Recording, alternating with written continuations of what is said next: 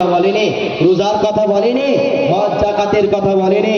নবী আমার দুনিয়ার জমিনে এসে সর্বপ্রথম ভ্রাতৃত্ব, মানবতা, প্রেম, ইনসাফ, ইনসানিয়াত, সভ্যতা সমাজ তৈরি করেছে। জোরে বলুন সুবহানাল্লাহ। কেন? নবী আমার দুনিয়ার জমিনে এসে দেখছে ছেলে মাকে রেপ করছে। নবী দুনিয়ার জমিনে এসে দেখছে ভাই বোনকে রেপ করে হত্যা করে মেরে দিচ্ছে। নবী দুনিয়ার জমিনে এসে দেখছে উঁচু জাত নিচু জাত মানুষকে ভেদাভেদ করে রেখেছে। নবী আমার দুনিয়ার জমিনে এসে দেখছে গরিবদের কোনো অধিকার নাই, এতিমদের কোনো অধিকার নাই, যে যাকে পাচ্ছে তাকে হরণ করছে, মেরে দিচ্ছে, হত্যা করে দিচ্ছে। এইরকম পিরিয়ড চলছে। নবী আমার দুনিয়ার জমিনে এসে দেখলেন নারীদের কোনো অধিকার নাই, নারীদের কোনো সম্মান নাই, নারীরা দিনের বেলাতেও বাইরে বার হতে পারে না। আজও যে তোমার আমার পাড়াতে, তোমার আমার গ্রামে নারীরা রাতের বেলাও বাইরে ঘোরে, এটা মোহাম্মদ রসুলের প্রচেষ্টার অবদান। জোরে বলো সুবহানাল্লাহ। নবী আমার দুনিয়ার জমিনে এসে ন্যায়, সত্য, ইনসাফ, ইনসানিয়াত, ভ্রাতৃত্ব, মানবতা, ভালোবাসা, প্রেম এগুলোকে শিক্ষা দিয়েছে। মোটেও সর্বপ্রথম নবী নামাজের কথা বলেনি। কিন্তু আজকে নামাজ দেখিয়ে মোহাম্মদ রসুলকে সরানো হচ্ছে। আচ্ছা আপনারা বলেন, নামাজ জায়গায় কখনো নামাজ হয়? আওয়াজ দেয় হয় না। নামাজ পড়তে গেলে তো জায়গা পাক লাগে। নবী দুনিয়ার জমিনে এসে দেখতে ছেলে মাকে রেপ করছে। নবী দুনিয়ার জমিনে এসে দেখতে ভাই বোনকে রেপ করছে। এইরকম পিরিয়ডে নামাজ হবে? এই সমাজে নামাজ হবে? এই নবী এসে নামাজের কথা বলেনি। নবী এসে আগে ছেলেদেরকে বুঝিয়েছে মা বাপকে সম্মান কর। নবী দুনিয়ার জমিনে এসে আগে ভাইদেরকে বলেছে বোনগুলোকে সম্মান কর। নবী দুনিয়া এসে আগে গরিব এতিমদের অধিকার দিয়েছে, তার আগে নামাজের কথা বলেনি। কিন্তু আজকে নামাজ নিয়ে হই হই করতে যে মোহাম্মদ রসুল বিয়া হয়ে গেছে। মুসলমান ঘরে ছেলে মেয়েরা, বারা তরুণেরা, এই নবী পাকের প্রেমিকেরা, আল্লাহ নবী সর্বপ্রথমে দুনিয়ার জমিনে এসে নবী আমার ভ্রাতৃত্ব শিখিয়েছে, নবী আমার মানবতা শিখিয়েছে, নবী আমার প্রেম শিখিয়েছে, নবী আমার গরিবদের অধিকার দিয়েছে, এতিমদের অধিকার দিয়েছে, নবী আমার নারী সমাজকে অধিকার দিয়েছে, নারীদের সম্মান বুঝিয়েছে। এই যুবকেরা এক কথাতে আল্লাহ নবী দুনিয়ার জমিনে এসে দেখতে লাগলেন এই দুনিয়ার জমিনটা অসভ্যতামি সাম্রাজ্যে ভরে আছে। আল্লাহ নবী দুনিয়ার জমিনে এসে এই অসভ্যতামি সাম্রাজ্যকে মিটিয়ে ন্যায়, সত্য, ইনসাফ, ইনসানিয়াতের সমাজ গড়েছিলেন। আল্লাহ নবী যখনই ন্যায় সত্য সমাজ গড়া হয়ে গেছে, নবী আমার 1 তারিখে মক্কার জমিনে শুয়ে আছে। হঠাৎ করে জিবরাইল চলে এসেছে। ইয়া রাসূলুল্লাহ, ইয়া হাবিবাল্লাহ, আল্লাহ পাক আপনাকে দাওয়াত দিয়েছে, আল্লাহ পাক আপনাকে দিদারের জন্য ডেকেছে। এই যুবকেরা, অনেক নবীরা আশা করেছিল আল্লাহ তোমাকে আমরা দেখব। আমার আল্লাহ কারো আশাকে কবুল করেনি। মুহাম্মদ রাসূলকে আল্লাহ সংবাদ পাঠিয়েছে, এই জিবরাইল দুনিয়ার জমিনে চলে যাও, আমার বন্ধুকে নিয়ে আসো, জমে আসো। আজকে আমার বন্ধু আমার মেহমান হবে, আর আমি আল্লাহ আমার বন্ধুর মেজবান হয়ে যাব। হযরত জিবরাইল চলে এলেন আল্লাহ নবীকে নিয়ে সাদা রঙের একটা বুরাকের পিঠে তুলে প্রথমে আল-আকসা বাইতুল মুকাদ্দাসে চলে গেলেন। ওই জায়গায় গিয়ে নবী আমার 2 রাকাত নামাজ আদায় করে নিলেন। এবারে নামাজ শেষ হয়ে গেছে। হযরত জিবরাইল আলাইহিস সালাম আল্লাহ নবীকে নিয়ে 7 আসমানকে ভেদ করে এক একটা আসমানে এক একটা নবীর এসে দেখা করে নিয়ে এবারে সিদরাতুল মুনতাহা, আল্লাহ নবী এমন করে সিদরাতুল মুনতাহাকে পার হয়ে আল্লাহ নবী লা মাকান আল্লাহ পাকের দিদারে চলে গেছে। তাহলে নবী দুনিয়ায় এসে আগে নামাজের কথা বলেনি। আলোচনাটা খুব ভালো করে বুঝবেন। নামাজের কথা বলেনি। নবী এসে ইনসাফ, ইনসানিয়াত, মানবতা, ভ্রাতৃত্ব, প্রেম, সভ্যতা সমাজ আগে তৈরি করেছে। এই সভ্যতা সমাজ তৈরি করার পরে নবী আমার তারপরে 1 তারিখে মক্কার জমিনে শুয়ে আছে। জিবরাইল এসে নবীকে নিয়ে আল্লাহর দিদারে যাচ্ছে। জোরে বলুন সুবহানাল্লাহ। কোথায় গেলেন? প্রথমে আল-আকসা বাইতুল মুকাদ্দাসে গেছে। নবী আমার গিয়ে দেখছে সমস্ত নবীরা দাঁড়িয়ে আছে।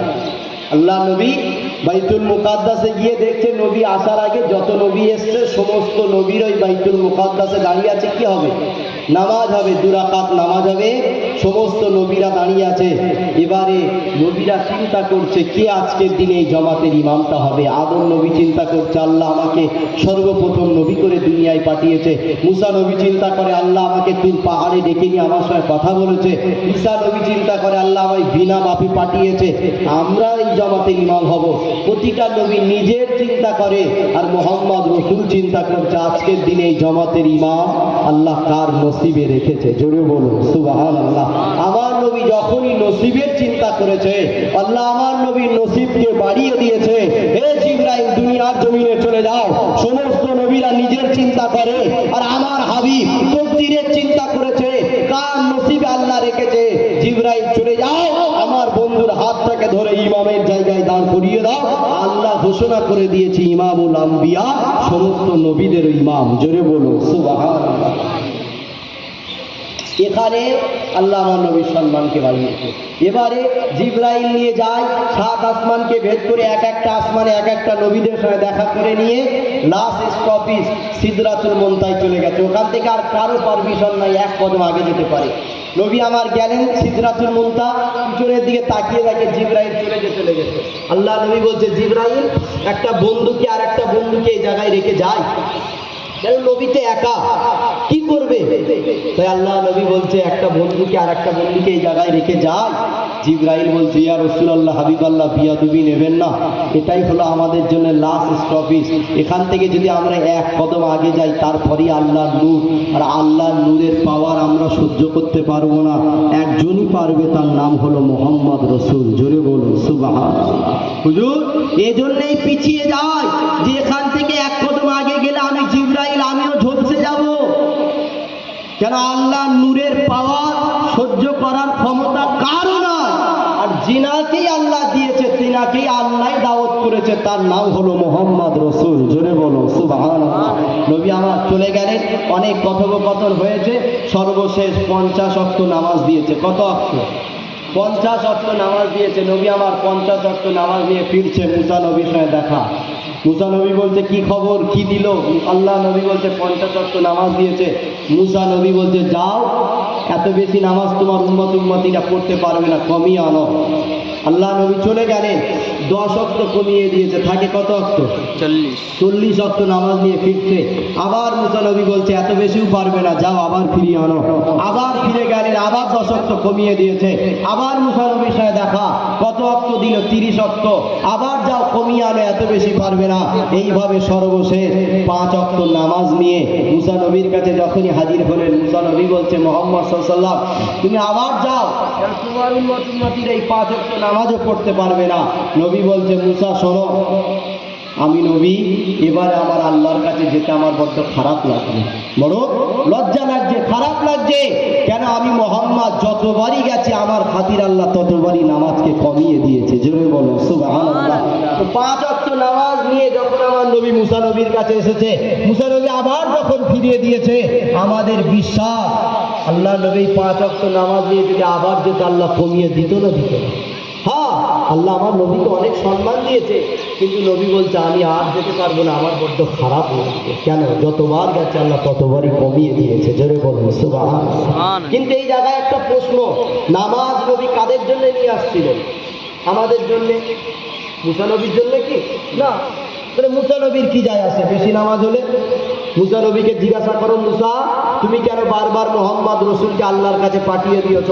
মুসা নবী বলছে আমি আল্লাহকে দেখতে চেয়েছিলাম, আল্লাহ আমার দেখতে দেয়নি, দিদার দেয়নি। কিন্তু মোহাম্মদ তো ওই চোখ দিয়ে আল্লাহকে দেখছে, তাই যে চোখ দিয়ে আল্লাহকে দেখছে ওই চোখটা দেখতে বড় ভালো লাগছে। জোরে বলুন সুবহানাল্লাহ। হযরতে মুসা নবী উত্তর দিচ্ছে যে আমি তো আল্লাহকে দেখতে পাইনি, আমার নসিবে তো আল্লাহ দেখা হয়নি, তাই মোহাম্মদ রসুল যে চোখ দিয়ে আল্লাহকে দেখছে ওই আল্লাহ দেখা চোখটা দেখতে আমার বড় ভালো লাগছে। জোরে বলুন সুবহানাল্লাহ। তাহলে যারা শুধু নামাজ দেখাচ্ছ, শোনো, নবী আমার সর্বপ্রথম দুনিয়ার জমিনে অসভ্যতামী সাম্রাজ্যকে মিটিয়ে ন্যায় সত্য প্রতিষ্ঠা করে তারপরে মিরাজে গিয়েছে, ওখান থেকে 5 ওয়াক্ত নামাজ নিয়ে ফিরেছে। জোরে বলুন সুবহানাল্লাহ। মুসলমান ঘরে ছেলেমেয়েরা, আব্বারা, তরুণেরা, হে নবী পাকের প্রেমিকেরা, আল্লাহ নবী দুনিয়ার জমিনে হাজির হয়ে গেলেন। নবী আমার ফজরের রক্তে হাজির হয়ে গেছে। এবারে আবু বকরকে ডাকতে লেগেছে, হে আবু বকর এদিকে আসো, আমি নবীর নামাজ এনেছি। হে উমর এদিকে আসো, আমি নবীর নামাজ এনেছি। হে উসমান এদিকে আসো, আমি নবীর নামাজ এনেছি। হে আলী এদিকে আসো, গতকাল রাতে আমি মোহাম্মদ আল্লাহ দিদারে গিয়েছিলাম, আমি মোহাম্মদ মিরাজে গিয়েছিলাম, ওখানে 5 ওয়াক্ত নামাজ এনেছি। এই যুবকেরা, আল্লাহ নবী সর্বপ্রথমে অসভ্যতামীর সাম্রাজ্যকে মিটিয়ে ন্যায় সত্য প্রতিষ্ঠা করেছে। তারপরে আবু বকরকে ডেকে বলে, আবু বকর এবারে নামাজ পড়তে হবে, এ উমর এবারে নামাজ পড়তে হবে, এ উসমান এবারে নামাজ পড়তে হবে। এদিকে আল্লাহ হুকুম করে দিয়েছে, আকিমুস সালাহ, বান্দা তোরা নামাজ কায়েম কর। আল্লাহ পাক কুরআনের ভিতরে 82 জায়গায় বলে দিয়েছে, আকিমুস সালাহ, বান্দা নামাজ কায়েম কর। এবারে প্রশ্নতে এসে যাই, আল্লাহ 82 বার নামাজ পড়তে বলেছে, কি করে আমরা নামাজ পড়বো? আল্লাহ কোন জায়গায় নামাজের স্টাইল বলেনি, কোন জায়গায় নামাজের নিয়ম বলে দেয়নি, কি করে আমরা নামাজ পড়বো? যখনই আল্লাহর হুকুম হয়ে গেছে, সাহাবা হুজুররা পেরেশানে পড়ে গেছে। কেননা যখনই আল্লাহর হুকুম হয়ে যায়, সাহাবারা আল্লাহর হুকুমকে জান দিয়ে হলেও প্রাধান্য দেয়। এজন্য সাহাবারা টেনশনে পড়ে গেছে, কি করে আল্লাহর হুকুমকে আমরা মানবো? কেননা নামাজ কি করে পড়তে হয়, আগে রুকু দিতে হয় নাকি আগে সিজদা দিতে হয়, এটা তো সাহাবা হুজুররা জানতো না। কেননা তখনও পর্যন্ত নামাজের সিস্টেম চালু হয়নি। এজন্য যখনই নামাজের হুকুম এসে গেছে, সাহাবারা চিন্তায় পড়ে গেছে। আল্লাহ নবী দরবারে হাজির হয়ে গেছে, ইয়া রাসূলুল্লাহ, ইয়া হাবিবাল্লাহ, আল্লাহ তো নামাজের জন্য হুকুম করে দিয়েছে, আল্লাহ তো কোনো নিয়ম বলেনি, আল্লাহ তো কোনো স্টাইল বলেনি, তাহলে কিভাবে আমরা নামাজ পড়বো? কি করে আল্লাহর হুকুমকে পালন করব? আল্লাহ নবী সময় বলেছিল, এ সাহাবারে শুনে রেখে দাও, আল্লাহ নিয়ম বলেনি তো কি হয়েছে, আল্লাহ স্টাইল বলেনি তো কি হয়েছে, আমি মুহাম্মদ আমাকে তোমাদের জন্য উসওয়াতুন হাসানা করেছে, আমাকে তোমাদের জন্য উত্তম মডেল করেছে। এ সাহাবারে, মুহাম্মদ রাসূল তো আছি তোমাদের জন্য, চলো আমার সঙ্গে মদিনা নববী শরীফে। এ সাহাবারে, আমার সঙ্গে মদিনা নববী শরীফে চলো, আমি নবী যেভাবে রুকু দেব তোমরাও সেভাবে রুকু দেবে, আমি নবী যেভাবে সিজদা দেব তোমরাও সেভাবে সিজদা দেবে। আমি মুহাম্মদ, আমাকে ফলো করে যদি নামাজ পড়ো, তোমাদের নামাজগুলো আল্লাহ কবুল করে নেবে। তাহলে নবী আমার দুনিয়ার জমিনে এসে সর্বপ্রথম নামাজ, রোজা, হজ, যাকাতের কথা বলেনি। নবী আজ অসভ্যতামী সাম্রাজ্যকে মিটিয়ে তারপরে মিরাজ থেকে নামাজ এনেছে। আর এদিকে আল্লাহর হুকুম হয়ে গেছে, আকিমুস সালাহ, বান্দা নামাজ কায়েম করো, বান্দা নামাজ পড়ো। কবা? 82 বার আল্লাহ বলছে নামাজ পড়। কি করে আমরা নামাজ পড়বো? আল্লাহর কোরআন বলছে, লাকাদ কানা লাকুম ফি রাসূলিল্লাহি উসওয়াতুন হাসানাহ। জোরে বলো সুবহানাল্লাহ। টেনশন করছো কেন? এ সাহাবারা, তোমাদের জন্য আমি মুহাম্মদ, আমাকে আল্লাহ উসওয়াতুন হাসানা, উত্তম মডেল করেছে। জোরে বলো সুবহানাল্লাহ। যেটাই করবে আমি মুহাম্মদ, আমাকে দেখে করতে হবে। চলো মদিনা নববী শরীফে, আমি যেভাবে রুকু দেব তোমরাও দেবে, আমি যেভাবে সিজদা দেব তোমরাও দেবে, আমি যেভাবে বৈঠকে বসবো তোমরাও বসবে, আমাকে ফলো করে নামাজ পড়বে। আল্লাহ আমাকে তোমাদের জন্য মডেল করেছে, আমায় দেখে নামাজ পড়লে আল্লাহ কবুল করবে। জোরে বলো সুবহানাল্লাহ।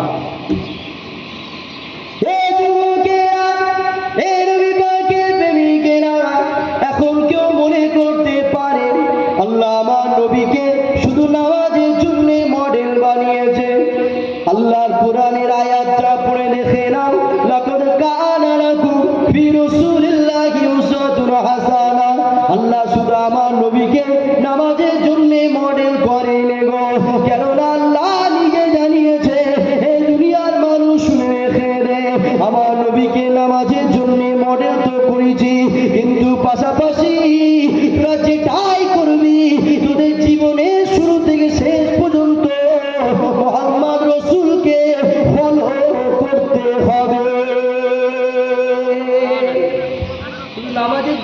যেটাই করতে হবে।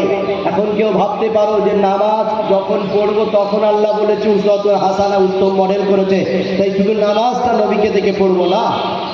আপনি ব্যবসা করবেন, মোহাম্মদ রসুলকে দেখতে হবে। আপনি বিয়ে করবেন, মোহাম্মদ রসুলকে দেখতে হবে। আপনি ছেলে মেয়েকে বিয়ে দেবেন, মোহাম্মদ রসুলকে দেখতে হবে। যেটাই করবেন, ঘুমাবেন, খাবেন, উঠবেন, বসবেন, হাসবেন, যেটাই করবেন মোহাম্মদ রসুলকে দেখতে হবে। কেন ইসলাম এমন একটা ধর্ম যে ধর্মে আল্লাহ হাসলেও সওয়াব দেয়। জোরে বলুন সুবহানাল্লাহ। ইসলাম এমন একটা ধর্ম যে ধর্মে ধ্যান চালালেও আল্লাহ সওয়াব দেয়। ইসলাম এমন একটা ধর্ম যে ধর্মে ঘুমালেও আল্লাহ সওয়াব দেয়।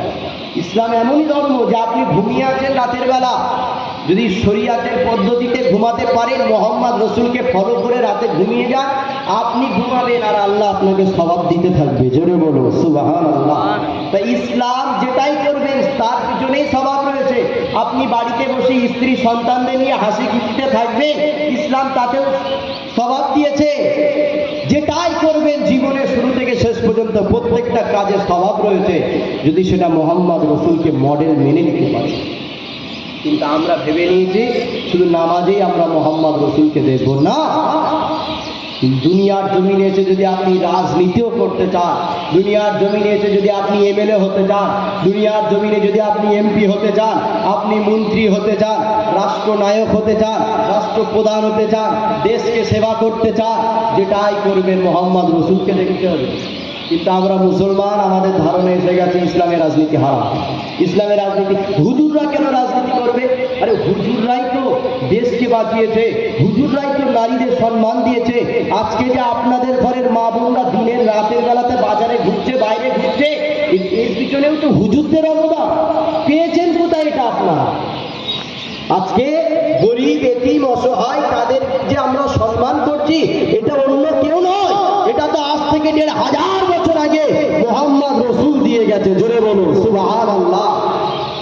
দুনিয়ার জমিনে সম্মান নিয়ে বেঁচে থাকতে গেলে, অধিকার পেতে গেলে, গরিবকে ভালোবাসতে গেলে, এতিমকে ভালোবাসতে গেলে রাজনীতি করতে হবে। আর আজকের তারিখে বলে যায়, দুনিয়ার জমিনে যদি উত্তম কোনো নীতি থাকে সেটা হলো রাজনীতি। কেন? রাজনীতি করলে মানুষকে সেবা করা যায়। জোরে বলো সুবহানাল্লাহ। কেন? আল্লাহ নবী 1 তারিখে বসে আছে, একজন ইহুদি এসে জিজ্ঞাসা করছে, মুহাম্মদ সাল্লাল্লাহু আলাইহি ওয়াসাল্লাম, তোমার ইসলামে সব থেকে ভালো কাজ কোনটা? নবী বলেছিল, ক্ষুধার্ত ব্যক্তিকে খানা খাওয়ানো। জোরে বলো। যারা নামাজ দেখাচ্ছ দেখে দাও, আগে মোহাম্মদ রসুল কি বলতে সেটা শোনো। তো নামাজ দেখালে হবে না। ইসলামে সব থেকে ভালো কাজ মানুষকে সেবা করার। আজকের দিনে মানুষকে সেবা করতে গেলে রাজনীতি করতে হবে। আজকে তো আমরা মুসলমান বোকা হয়ে গেছে, গোলামির জিন্দেগি আমরা পছন্দ করছি, লোকের তাবেদারি আমরা পছন্দ করছি, কিন্তু আল্লাহ আমাদের মালিক করেছে। জোরে বলুন সুবহানাল্লাহ। কিছুদিন আগে মেদিনীপুর থেকে একটা জলসা করে ফিরছি, যেই মেন রোডে উঠেছি গাড়িটা আটকে দিয়েছে। কোথায় গেছিলেন, কোথা থেকে এসছেন, কি জন্য এসছেন?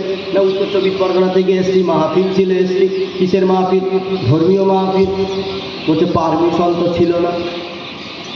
আমার দেশে আমার সংবিধান আমাকে আমার মাহফিল করার অধিকার দিয়েছে, তুমি থাকতে পারো ওই মাহফিলে, তুমি আমার রাত 2টোর সময় গাড়ি আটকানোর কে? আজকে এই বাংলার জমিনে এইভাবে যে মুসলমানকে হ্যারেস করছে, মুসলমান বস্তু নিয়ে কোথাও গেলে তাকে আটকাচ্ছে, মুসলমান মুখে দাঁড়িয়ে রেখে কোথাও গেলে তাকে হ্যারেস করছে, মুসলমান মাথায় টুপি দিয়ে কোথাও গেলে তাকে কি করছে? বিয়াদবি করছে তার সঙ্গে। কেন? মুসলমান গোলামি জিন্দেগি ছেড়ে দিয়েছে, মূর্খ হয়ে গেছে। তার চিন্তা করে আল্লাহ বলেছে তোদেরকে দুনিয়ায় পাঠিয়েছি আর কোরআন দিয়েছি, মুসলমান তোরা চলবে কোরআন দেখে। 100-র মধ্যে 95 জন আমরা কোরআনই করতে জানি না। তা আমরা আমাদের চলাটা আমরা কি করে চলবো? চলা তো এমনি ভুল হয়ে যাবে। মুসলমান হয়ে ছেলেমেয়েরা, বারা তরুণেরা, হে নবী পাকের প্রেমিকেরা, করে রেখে দেবেন দুনিয়ার জমিনে যারা নামাজ দেখিয়ে মোহাম্মদ রসুলদের সরাবার চেষ্টা চালাচ্ছে।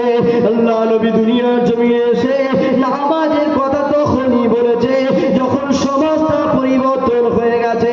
এজন্য আমাদের খেয়াল রাখতে হবে, নামাজ অবশ্যই পড়তে হবে, পাশাপাশি গরিবের পাশে দাঁড়াতে হবে, নামাজ অবশ্যই পড়তে হবে, এতিমকে সেবা করতে হবে, নামাজ অবশ্যই পড়তে হবে, মা বাপকে ভালোবাসতে হবে, নামাজ অবশ্যই পড়তে হবে, নারীদেরকে সম্মান করতে হবে। কেননা মুহাম্মদ রাসূল দুনিয়ার জমিনে জমিনে এসে মার খেয়ে নবী আমার ডান্ডা মুবারক শহীদ করে দিয়ে দুনিয়ার জমিনে ন্যায় সত্য সভ্যতাকে প্রতিষ্ঠা করেছিলেন। জন্য আমাদের একটু মেহনত করতে হবে, কেন সেই ইসলাম তো মিটে যাচ্ছে। ইসলামের বিরুদ্ধে একদল লেগেছে, তাদের বিরুদ্ধে তো আমাদের কথা বলতে হবে, না ইসলামকে কি করে আমরা রক্ষা করব। হয়তো কেউ ভাবতে পারেন ইসলামটা আল্লাহ রক্ষা করবে, হ্যাঁ করবে, কিন্তু আমাদেরকে আল্লাহ পরীক্ষা নেই। আমাদের পরীক্ষায় কামিয়াবি হতে গেলে যারা ইসলামের বিরুদ্ধে বলবে তাদের বিরুদ্ধে আমাদের কথা বলতে হবে। হয়তো ভাবছেন আমি নামাজ পড়ব জান্নাত যাব, না, অত সহজ নয়, অত সহজ নয়। আপনি ভাবছেন আপনি এই মাহফিলে এসে বসে গেছেন, আপনি নেকি পাচ্ছেন, এই নেকি দেখি আপনি জান্নাত যাবেন, না। আপনি বাপ, আপনি এই মাহফিলে এসে বসেছেন, ভাবছেন এই নেকি নিয়ে জান্নাত যাব, আল্লাহ হিসাব চাইবে। তুই এই মাহফিলে গিয়ে বসছিলিস, তোর ছেলেটা কোথায় ছিল বল? তুই মাহফিলে গেছিলিস, তোর মেয়েটা বাজারে ঘুরছিল কেন বল? তোর মেয়ে বেপর্দা হালাতে বাজারে ঘুরছিল। যেসব নারীরা পর্দা করে না, নবী বলছে বেশি অংশ নারীরা জাহান্নামে যাবে। আর কিসের জন্যে? পর্দা করে না। আজকে আমার মা বোনেরা রাস্তাঘাটে বেরালে ওরা হিন্দু না মুসলিমের মেয়ে চেনা যায় না, বুঝতে পারছেন না? আর নবী বলেছে এজন্যেই অধিকাংশ নারীরা জাহান্নামে যাবে, পর্দা করে না তাই। আর যেসব নারীরা জাহান্নামে যাবে তাদের বাপকে নিয়ে যাবে, বড় ভাইকে নিয়ে যাবে, স্বামীকে নিয়ে যাবে, ছেলেকে নিয়ে যাবে। তুমি ভাবছো আমি নামাজ পড়ে জান্নাত যাবো? না। আজকে এখানে জলসা হচ্ছে, তুমি ভাবছো আমি এখানে বসে বিরাট কিছু করে ফেলেছি, আর তোমার মেয়েটা বাজারে ঘুরছে। ওই মেয়ে জাহান্নামে যাবে আর বলবো ওই মেয়ের সঙ্গে তুইও যা। তুমি মনে করছো আমি মসজিদে গিয়ে নামাজ পড়ছি, তসবিহ টানছি, আমি এই না আমল দেখিয়ে জান্নাত যাব। জান্নাতের দরওয়াজায় গিয়ে দাঁড়াবে, এই আমল দিয়ে জান্নাত যাব। আল্লাহ বলবে তোর ছেলে এক ওয়াক্ত নামাজ পড়েনি, তুই নামাজ পড়েছিস, তো কি হয়েছে? ছেলে জাহান্নামী হয়ে গেছে, তুইও ছেলের সঙ্গে যা। এটাই হিসাব। শুনতে খারাপ লাগলে এটাই হিসাব। বাপ হয়েছো, ছেলে নামাজ পড়েনি, বাপ হয়ে সারা জীবন নামাজ পড়েছো, আল্লাহ বলবে এই নামাজ ফেলে দে। ছেলে জাহান্নামী হয়ে গেছে, ছেলের কাতারে দাঁড়িয়ে তুইও যা। আমাদের কি করতে হবে? নামাজ তো পড়বো, কিন্তু সমাজকে আগে পরিবর্তন করতে হবে। আল্লাহর কোরআন বলছে ইয়া আইয়ুহাল্লাযীনা আমানু কু আনফুসাকুম ওয়া আহলিকুম নারা। জোরে বলুন সুবহানাল্লাহ। আল্লাহর কোরআনতে এজন্যই বলছে তুমি একলা জাহান্নাম থেকে বাঁচলে হবে না, নিজে বাঁচো, আহালকে বাঁচাও। নিজে বাঁচো, অপরকে বাঁচাও। নিজে নামাজ পড়ো, অপরকে পড়তে বলো। সমাজকে সচেতন করো, সমাজকে পরিবর্তন করো, তবেই তো নামাজ হবে। নাই নবী তো দুনিয়ার জমিনে এসেই বলতে পারতো আবু বকর কোথায় আছো নামাজ পড়ো, উমর কোথায় আছো নামাজ পড়ো, উসমান কোথায় আছো নামাজ পড়ো, আলী কোথায় আছো নামাজ পড়ো। না, নবী এইভাবে বলেনি। নবী এসে আগে আবু বকর, উমর, উসমান রাদিয়াল্লাহু তাআলা আনহুমা তাদেরকে নিয়ে নবী আমার কি করেছে বলে, তাদেরকে সঙ্গে করে নিয়ে আগে নারীদের অধিকার কি করে দেওয়া যায় এই চিন্তা করেছে। নবী আমার তাদেরকে সঙ্গে করে নিয়ে ছেলের কাছে মা বাপের সম্মান কি করে দেওয়া যায় এই চিন্তা করেছে। তাতে নবীর দান্দা মোবারক শহীদ হয়ে গেছে, তাতে নবীর রক্ত ঝরেছে শরীর দিয়ে, তাতে নবী নিজের মক্কাকে ছেড়ে দিয়ে, জন্মভূমিকে ছেড়ে দিয়ে মদিনায় যেতে হয়েছে। নবী নামাজের জন্য প্রথমে মার খাইনি, নবী হক কথা বলতে যে না। তা আমাদের সমাজকে পরিবর্তন করতে হবে, ইসলামকে আমাদেরকে আগলে রাখতে হবে। না ইসলাম